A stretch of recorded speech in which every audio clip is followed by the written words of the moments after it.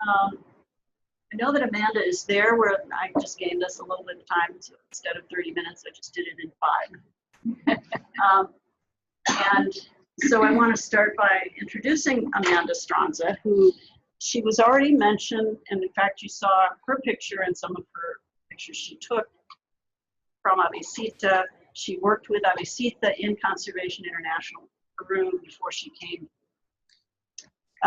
She also did her PhD with me in anthropology in 2000. She got her degree. And her dissertation was a study of that ecotourism lodge, Posada Amazonas, that Avicita mentioned. So she studied from the beginning this joint venture between a private tourism company and a native community. And that joint venture is still going.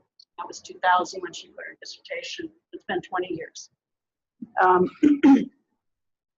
After she finished her degree, Amanda went to Texas A&M to the Department of, boy, I'm not going to get that correct.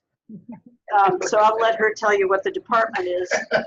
But she created an interdisciplinary program with funding from NSF with her colleagues in the biological sciences. They actually came and visited us here, talked to us about TCD, got our input. So again, it was very explicitly built on our model, and it's been a fantastic program. She also continued having a field school in the Amazon in Tambopata. So she kept her connection with the Amazon, but then she took a sabbatical and went to Botswana and became involved in working with elephants in Botswana. So she's going to tell you a little bit about the Ecoexist program, which is trying to find ways for people and elephants to coexist in a region where there are just about the same number of elephants as people. So there's a lot of interactions, shall we say. And I'll let her talk a little bit more about that, but I just want to mention also, you saw some of her photographs. Amanda is an incredible photographer, a wildlife photographer. She also does the Austin Music Festival, or whatever it's called. Anyway, fill in the blanks for me, Amanda. South by Southwest. So I asked Amanda to tell us about creating this program at Texas A&M, and also to tell us about the Botswana work. I don't know if you want to start with the video, or... Well, I was going to talk first about ABS for maybe just 5 minutes, and then maybe go into Ecoexist, and I'm going to try not to talk too much so that I can answer questions. Okay, good. There's so much I want to say, but you'll just have to stop me. Okay, I will. I'll try. Okay. Well, thank you so much for the introduction, and to be honest with you all, I'm feeling pretty emotional to be looking at that room and hearing Marianne talk. It's like, it brings back so many memories. And I will say outright, unabashedly, that I love Marianne, and Marianne has been such a huge influence to me. So congratulations to all of you for getting to take this class with her. And Betty, I love you too, but I know you less. Not as much. When I was at Conservation International, where I worked for 3 years between undergrad and grad school, I knew I wanted to go to graduate school, but I didn't know where or how best to pursue work in wildlife conservation. It was my real passion. And so I asked everybody I could at CI. And I got so many people saying, oh, well, you should go to Yale, Yale, Yale, Yale School of Forestry. It just kept coming up. And then I asked Russ Mittermeier, and I'll never forget what he said. He said, well, Amanda, if you want to do some good research, Yale would be a good option for you. But if you want to do good research and also make a difference in the world, you should go to the University of Florida. And so that became my dream. And I made a visit to Gainesville, so specifically so I could meet Marianne, with hopes that she would agree to be my advisor. And I still remember the day, like I was so intimidated. Marianne, you guys might realize she has a way of looking at you sometimes that is just like boring holes into you. It can be quite intimidating. I don't think she realizes she's doing it, but anyway, I was, okay, so that's all the personal stuff. I will say that the TCD program has been so both formative and inspiring for me in terms of what I've done with my work. It's really shaped fundamentally how I think about so many things, how I think about what conservation is, how I think about my role as an applied anthropologist, how I think about the ethics of doing international work in the North-South dynamics and interactions, how I think about the value of working across disciplines and working in teams and the value of that. It's influenced how I think about participatory work and what that really means, what that signifies. Listening, by the way, I think is the most important skill that we talked explicitly about in TCD. And I'm not sure that that comes up in any other graduate training program, is the skill of listening and how important that is in the conservation work we do. So what I learned in TCD really informed my own research and how I mentor my graduate students, but it also really inspired me to create these two multidisciplinary international applied research and conservation programs that Marianne talked about, the Applied Biodiversity Science program at Texas A&M, completely modeled after TCD. We just kind of stole everything from TCD, and then the Ecoexist program in Botswana. So I'll talk briefly about ABS so that I can get to Ecoexist. ABS, the Applied Biodiversity Science program, the subtitle is Bridging Ecology, Culture, and Governance for Effective Conservation. And we launched in 2006 with a $3 million grant from the IGERT program at NSF. And as you know, Florida's had at least 2 of those, and IGERT is like NSF's flagship program for getting university scholars to think outside of their disciplinary silos and to work collaboratively on the, the greatest challenges we face on the planet. In our case at Texas A&M, the greatest challenge we face, or the challenge we wanted to address, is the broad challenge of biodiversity loss. I'll mention some of the facets and principles of the program, and then some of the challenges for me personally as a professor and as an anthropologist, and professionally. So the basic idea of the Applied Biodiversity Science program, like TCD, we're not a degree granting program, but it's a certificate program. And we say that our purpose is to create a community of scholars on campus, a community of faculty and students who come together in structured and unstructured settings to learn from each other and work together in teams. So we have 11 departments represented in 6 colleges. Community of scholars comes to everything from team talk courses. We have Applied Biodiversity Science 1, which is kind of, I think of it as like a parade of paradigms between the social and biological sciences that inform conservation. And we have Applied Biodiversity Science 2, which is more about how do you do conservation on the ground. But we have a weekly journal club where we select an article every week and we come together across the disciplines and just talk about that article. It's my favorite thing that we do because it gets us to talk about terms and what is data and what is rigor and what are the ethics of all kinds of things that I think that's the very stuff of how you work in a multidisciplinary team. We have the Amazon Field School, we have a seminar series, and then like in TCD, we have parties and happy hour.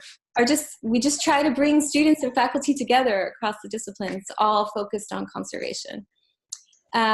We have, maybe I can share my screen. Oh, that's intimidating. I just hit a button. Maybe I won't do that. If you look on our website, I don't want to. Pretty easy. If you put your cursor toward the bottom, you'll see a green share button. Okay, share. Okay. All right. There we go. Okay, that's Ecoexist, the ABS program. Okay. So this is our website. It's biodiversity.tamu.edu. Funnily enough, the feature screen is about the Ecoexist project, but I wanted to take us to our guiding framework under About. By the way, that video that was, or the picture that was just up there, if you ever, did any of you see the video of the sea turtle with the straw? Yes. Have you seen that viral video? She's a student in our program, in the ABS program. So she has a lot to say about how viral videos will change your science or influence the kind of work you can do. But this is our vision that was part of that original NSF grant. And like Marianne said, we went to University of Florida and talked with Marianne and Dan Zarin and Karen Kiner. And essentially, we want to connect students and faculty across the disciplines in teams. We emphasize, there's different ways to think about interdisciplinary work. You could either be like a jack of all trades and know a little bit about a lot, or the approach we promote is that students become strong disciplinarians. I hate that term, but like very skilled in anthropology or economics or whatever the discipline, but then that they learn how to work effectively in teams. So that's our approach. And then that it's important for, on this side of the triangle or the pillar, that students, through all stages of the development and analysis and write-up of their research, that they're in constant communication with actors and institutions in whatever research setting they are. So if it's in Botswana or if it's in Texas, that the research questions are grounded in realities of people. And institutions and policies. And then that students, that the results of their work are delivered back to those communities and those stakeholders, those collaborators in meaningful ways. And by meaningful, I mean more than just publish in peer-reviewed journals, although we also expect that. And so students follow a learning plan that's evaluated year by year through their PhD program, or we also have master's students. And then they show how they're becoming strong disciplinarians, how they're working in teams, how they're connected with people on the ground, what they're doing to deliver the results. And then by completing that learning plan, they get a certificate. So it's not a degree granting program, but they get a certificate that appears on their degree when they're done. So I guess I can leave that there, but I wanted to talk about some of the challenges of creating a program like ABS at Texas A&M. The reason I did it, or the reason I was so motivated to do it, was because the department that Marianne couldn't remember the name I'm in a department called Recreation, Park, and Tourism, which nobody really knows what that means, but it's really multidisciplinary, very applied department. All of us have something to do with tourism management, park management. There's like youth development programs and natural resource management. So it's a hodgepodge.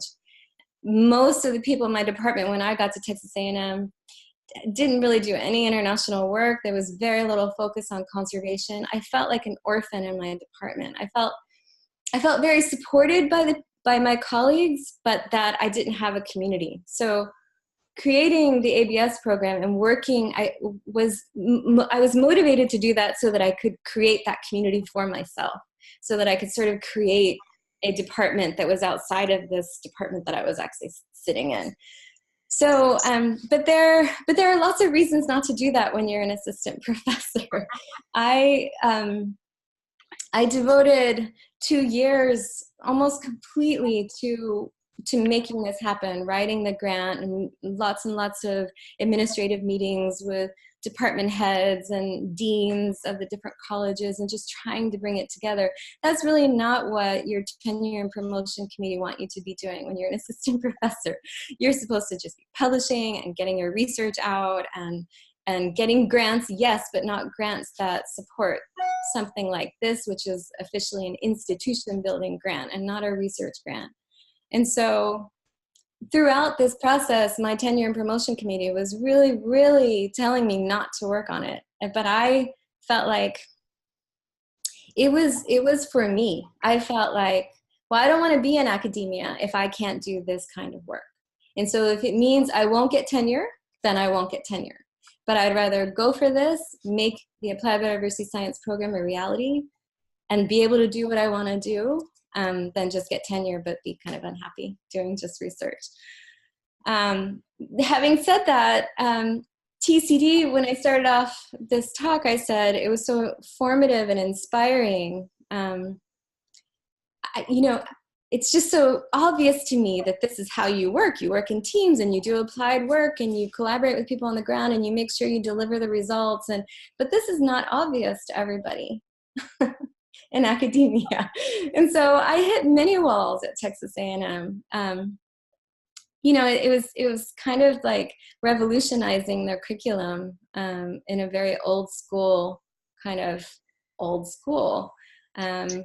It's not obvious it's like programs like in economics, they have so many requirements for their students that the department head of that program said, well, that's very nice, but our students can't participate in that because they have to follow the requirements they have to follow. And so it's obvious in many ways, I think, for those of us in TCD, but it's not obvious throughout academia. And that's partly why NSF created this iGroup program. I just have to say that we face the exact same issues here.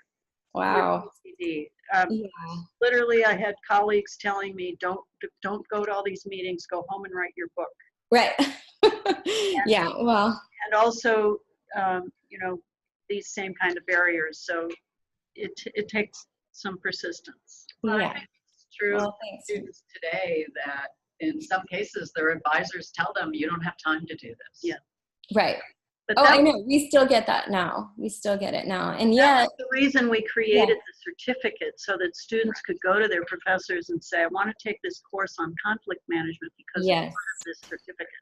absolutely. It was the same reason we had to do it, because our students demanded it. And it was partly so that they could convince their professors that ABS made sense for them to be a part of.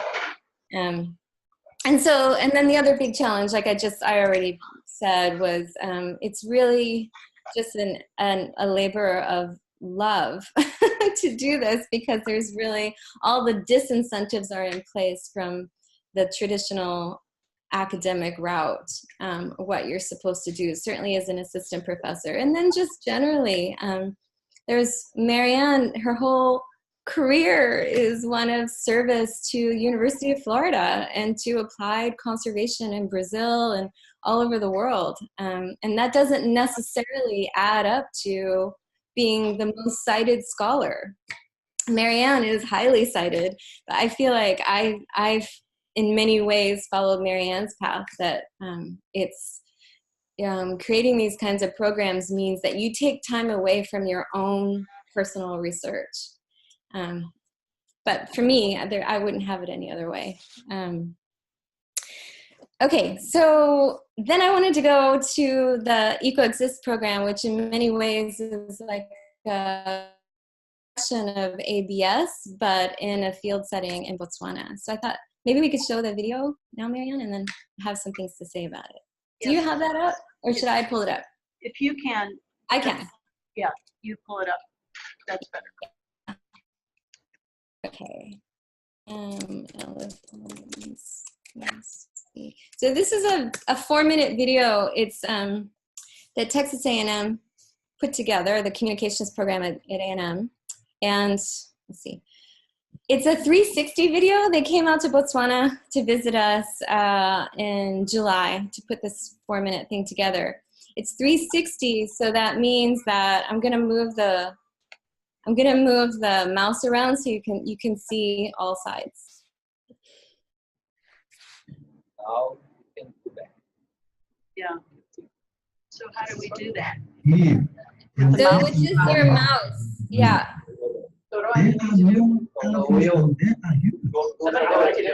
And for generations, there has been a struggle for the local communities to safely coexist together with their connected neighbors.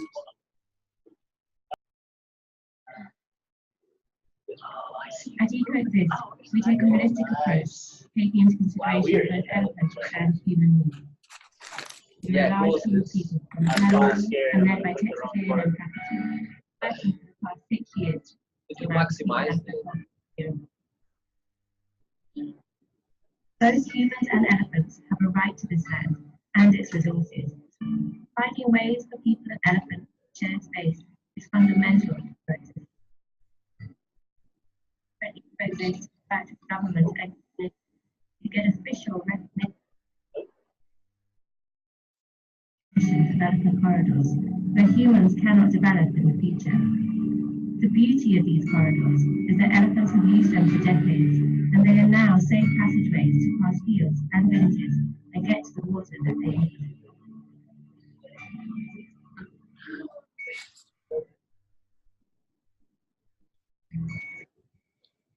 Like you had that right. The farmers fail the crops as an attractive dinner for the neighborhood. Elephants can live an entire year hard and long night. Crop protection is key. A simple wire fence around the cows. Better. The final chickens far away is a This is the first step in the development of our holistic approach to ecosystem. Farmers avoid open farms, protect their fields from elephants using innovative deterrent techniques, and practice no-till and conservation agriculture.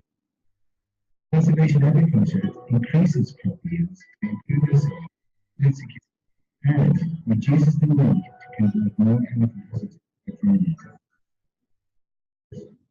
Botswana has more elephants than any place on the planet. One of the best ways to support a future for elephants is to support the people who live with them. At Ecoexist, we're trying to build what we call an elephant economy. It's finding ways for people to benefit from elephants all around them, rather than just. Great, Will. Thank you. Oh my God.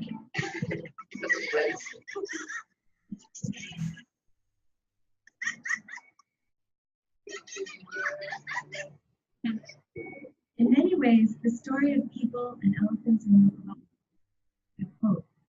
The story of how both are sharing space, coexisting even as they compete for resources. At Texas A&M faculty, our work is to continue supporting, collaborating, and enabling the story. If we can get right for elephants, maybe we can make a difference for other communities around the world.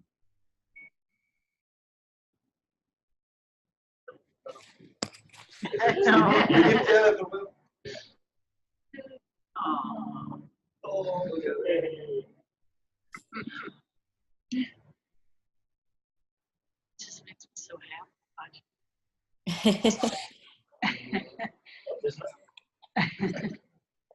I couldn't tell if it really worked. Were you able to kind of see it? Yes, we have, Okay. we got, Will has been showing Oh, up. good. Wow. Well, I'm gonna say just a few things about this and how it relates to TCD, and then I'm gonna stop talking. I would love to like give a whole presentation on Ecoexist because I have a billion things to say. But Well, I know you leave in 10 minutes or so, so we can open it up to questions. Does that sound okay? Yeah, we have about 20 minutes altogether left, but we do want to bring you back sometime to give that longer lecture. I know. I wanted to come now too. Okay. Well, I'd love to tell you about this whole how we got that footage because it's kind of incredible. But GoPro, by the way, that's a little GoPro 360 camera that they're featuring that, and they're can you guys see me again now? Yes. Okay. They feature it when you get these they're like virtual goggles that allow you to see 3D, almost like you're immersed in it. Wow. You buy those goggles from that company. The Ecoexist film is like their feature film, which is pretty cool. Oh, wow. Anyway, but in many ways, Ecoexist reflects the principles and the ideals of TCD and certainly of ABS. Maybe most obviously in the sense that we take a holistic approach. We were founded, the team of us who founded it, we represent a multidisciplinary team. So Anna Songhurst, who you saw, is an elephant biologist and conservation biologist who did her PhD on human-elephant conflict in this area. Her husband, Graham McCulloch, is a conservation ecologist. He professes to care more about the trees than the elephants, but that's okay. And then I'm the anthropologist on the team. So much of the work on human-elephant conflict tends to be reactive and maybe a bit reductionist, either focusing on elephants or on people or on conservation or on development, or reactive in the sense of thinking about how do we compensate a farmer if an elephant has depleted his field of food or destroyed his fence? Or how do we keep elephants away from people? How can we separate elephants from people? How do we fence elephants into parks? And the work we did at Ecoexist, our founding ideal, is to turn that paradigm of reducing conflict on its head and instead think about coexistence. And what does coexistence look like? What will it take for 18,000 elephants to coexist with 16,000 people in an area of 8,000 square kilometers outside of any protected area? So it's really thinking about the people and the elephants, recognizing that they share space, that they're in competition for water and resources and space.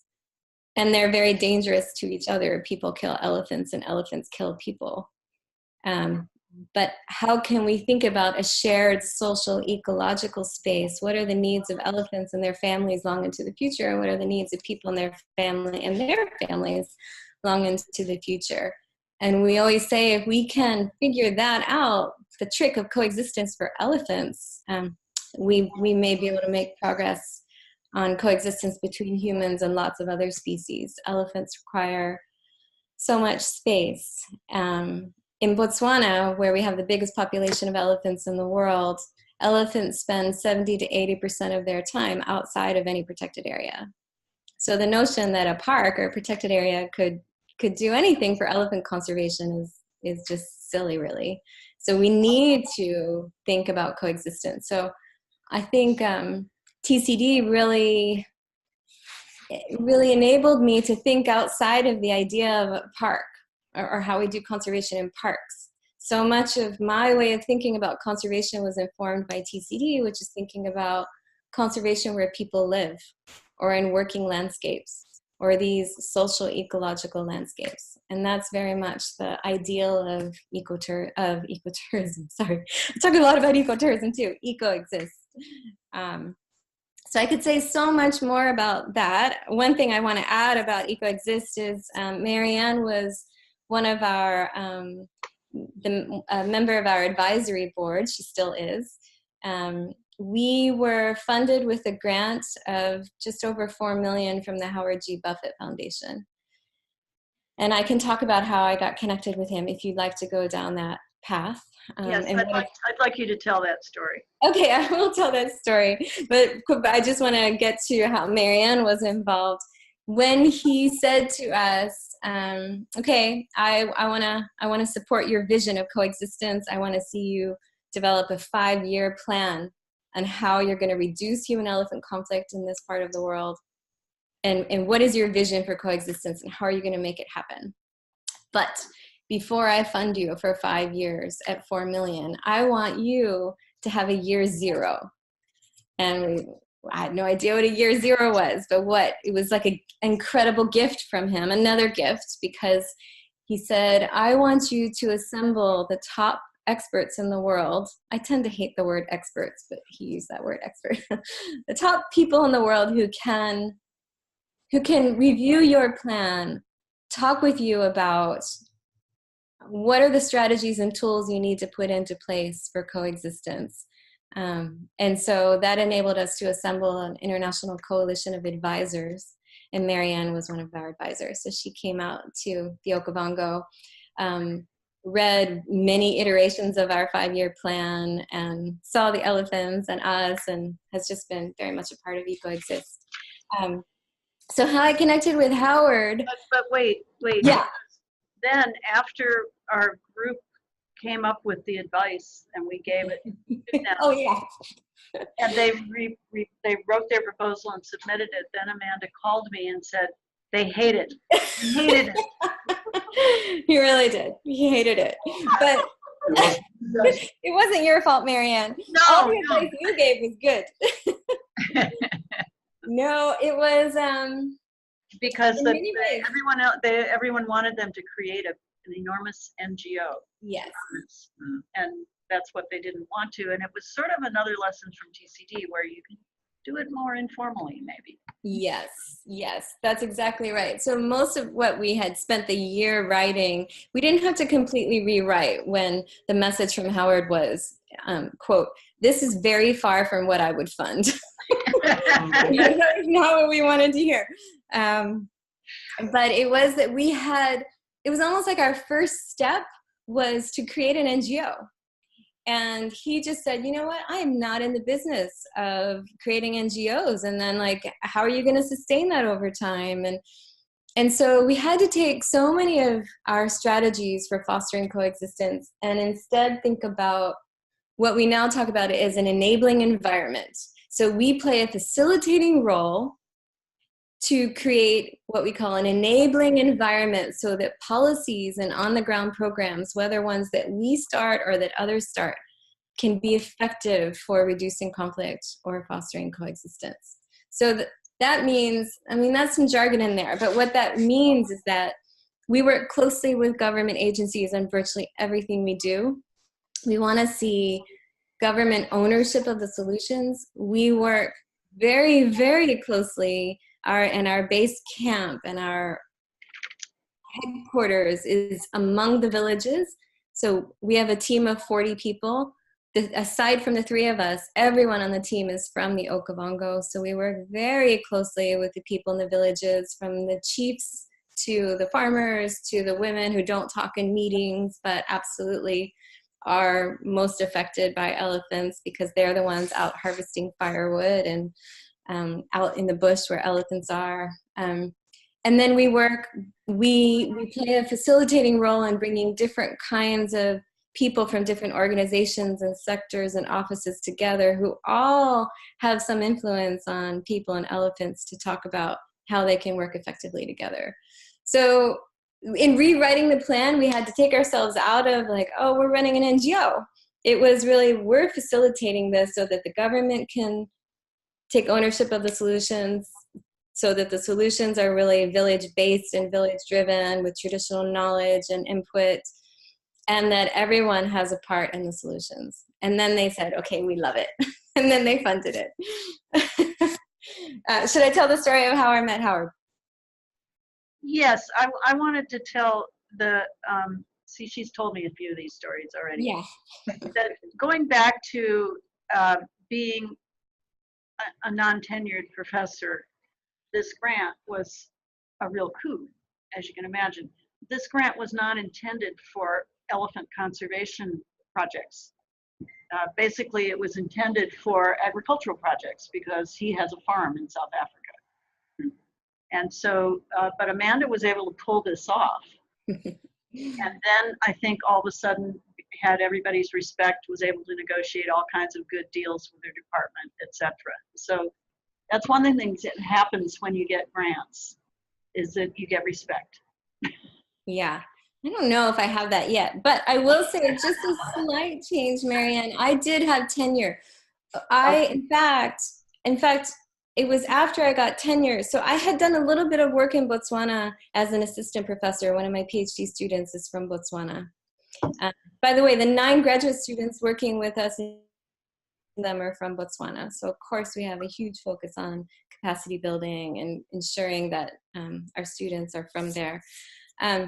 But when I did some field work with him on ecotourism in the Okavango Research Institute, which is part of University of Botswana, invited me to be a visiting professor. But I couldn't go until I had tenure at Texas A&M. Okay. So it was during my sabbatical, which at A&M we call faculty development leave, that I applied for one of these grants through, like Marianne said, Howard Buffett's grants program through his massive farm in South Africa, which he doesn't have anymore. Howard Buffett's big passions are food security. That's his number one passion, food security for people all over the world, in the US included. He loves farming. Farming is his life. Also photography. He and I bonded over photography. And then wildlife. So for us, human-elephant conflict hit the sweet spot for Howard, because for people who live surrounded by thousands of elephants, elephants signify food insecurity. An elephant that comes into your millet and sorghum field can deplete your entire supply of food in one night, all you have for a whole year. So elephants represent food insecurity for people, for small farmers. And then, of course, elephants are wildlife. So he was excited about our work because it really hit the sweet spot for him. But the little lesson here about connecting with Howard, it's a little lesson, but it's a big lesson. I got this $150,000 grant through his farm grants program. The only one that wasn't focused in South Africa on cropping trials, but rather on food insecurity for farmers who live with elephants. And it was a relatively small grant, but when the first report came due, I put a lot of time into it and put a lot of photos and, really tried to make it readable and really show what we were doing. And here's the lesson. He read it. He actually read it. And he was like, who is this Texas A&M professor who's using my money on elephants in Botswana? I want to go visit. So that's how it happened. He came out in his private jet, then by helicopter, landed in the middle of the field where our camp is. Now it's a little more than a field, and spent 3 days with us. And a little bit of just luck on our side is the day he arrived was his dad, Warren Buffett's birthday. This was 2012. And on that day, Warren Buffett, it was all over the news, he was doubling the amount of money he was giving to his 3 children for their foundations. So Howard Buffett arrived to our camp suddenly needing to give away a lot of money. And so it was perfect timing for us. Yeah. That's the story. There's so much more I can say, but I want to hear. So, yeah, I don't want to take up too much time either, but I think some of the basic things that they were able to do were collaring the elephants to find out where they went, working with the planning board that allocated fields for cropping to see where those, so you could map those 2 things. And that's how they came up with the elephant corridors. So those places, they don't have fields there anymore. They're protected for the elephants. And, so I just wanted to mention that because it's fairly straightforward, just making those, putting those things together. Mm-hmm. It's a huge impact on that landscape. Mm-hmm. Mm-hmm. And the flip side of that, Marianne, is it's protecting those 13 main movement corridors for the elephants. By the way, those are the corridors that the elephants already use. And elephants are incredibly smart, as you all know, and they're long-lived. And the thing we say about elephants is they never forget. Well, that's meaningful from a conservation perspective because elephants learn and they don't forget. So if they learn that a corridor, a movement corridor that they use every year to get from the drylands to the permanent water of the delta, and they always have to come through the villages, so those are the points of conflict. If they learn that those corridors are free from villages or settlements, or that they're not going to be harassed or shot at as they come through, then they'll continue to use those corridors. And then the flip side of it is it's great for the elephants, but it's also great for the people, because once you demarcate those corridors, then it's also the flip side of it is finding where are the safest places for people to have their fields, the places that are least likely to be raided by elephants. And where can people be aware and learn how to be safe around elephants when they know like when they're moving and where they're moving. So it's again, everything we do, it's thinking about how does this support elephants and their needs, and how does this support people and their needs? Which I think is common sense, but so many conservation projects kind of do one or the other. Or development projects kind of do one or the other. So I know we have a few more minutes. If there are other people, now that I've dominated most of the conversation as usual.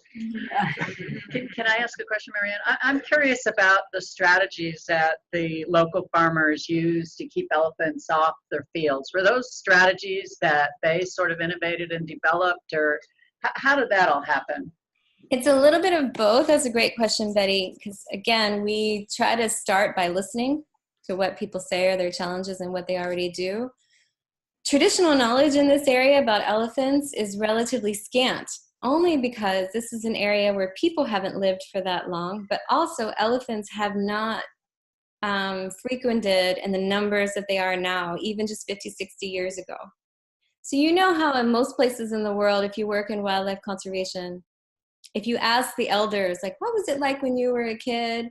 She'll say, oh, there used to be so many more tapirs around, or we used to see a lot more agoutis, or whatever the species is. It's the opposite in this part of Botswana. They say, when I was a kid, there were no elephants. So for whatever reason, this part of Botswana has become a kind of refuge for elephants, which is great for the elephants, but it's really challenging for the people. So they don't necessarily have a lot of their own strategies for keeping elephants out of their fields, or even knowing how to behave safely around elephants. What they do know is two simple techniques. They'll string wire around their fields, and they hang cans or anything that can make noise. So if an elephant comes close, they have an incredible sense of smell and hearing, but their eyesight is not that great. So if they're startled by a sound, then that can work. People bang drums, and they'll bang pots, or a lot. They'll maybe flash most people have cell phones, so if they flash the light, that can scare an elephant. So those are the basic techniques. The introduced idea that we've introduced is using chili peppers. This was first tried in Zimbabwe, and it's not the chili peppers per se, but it's the burning of the dried chili pepper seeds that produces a really potent smoke that the elephants can't tolerate. So people have learned with our support how to grow chili peppers, one, and then create what are called chili bombs by taking the seeds and mixing them a little bit ironically with elephant dung. And then it creates a brick, a chili bomb that you can burn. If you place it around your field, it burns for a few hours. Ideally, it would be better if it burned through the night, but then the smoke can keep the elephants away. And then more on a grander scale, those are sort of stopgap measures to just try to keep elephants away. It's so hard with elephants because they're so smart, and anything you try, they're going to outsmart you. I always say elephants are like 6-ton squirrels. If you've ever tried to keep a squirrel out of your bird feeder, good luck, try to keep an elephant out of your field. It's really, really hard. So we think more broadly in the longer term about land use planning. So it's demarcating those corridors. So elephants ideally over time aren't coming close to fields. The fields are a safer distance from the corridors. But then within that is facilitating farmers to come together in clusters so that they can grow their fields together and have electrified fences, because electric fences definitely work with elephants. The government supports that. If farmers come together, then they are granted these electrified fences. They have to show that they're working cooperatively. So a lot of the work is just social, getting people to work together, and ensuring that where those cluster fields are located is not further fragmenting the landscape for elephants, not blocking their movement corridors. And now we're trying to find markets for what people produce in those cluster fields, a safe distance away from the corridors, using chili pepper. We're calling it elephant-aware produce that then can be sold. One of the trial products is elephant popcorn, sorghum popcorn, elephant-aware sorghum popcorn that the safari camps are starting to sell. So it's not the most, I mean, it is delicious, but it's more about the story, you know, that this is elephant aware and supporting people who live with elephants. So that's a long answer to your question, but like everything we do, it's all, you know, thinking about the short term and the long term, and thinking about the elephants and the people and the incentives for both. Thank you.